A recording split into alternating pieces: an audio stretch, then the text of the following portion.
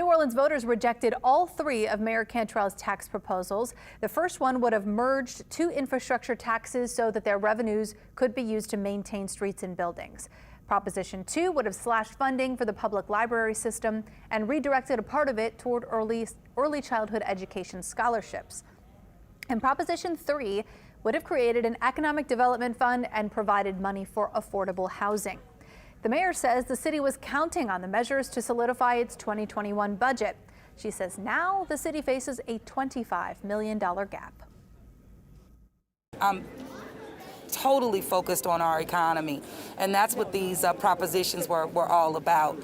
But unfortunately, they did not pass. The renewals, they will roll off, and we'll just have to fill the gap. And that will come in services as well. So I just ask the public to work, with the city, be patient, because we will have to find and adjust, and we will do that. City leaders will meet this week to adjust the budget.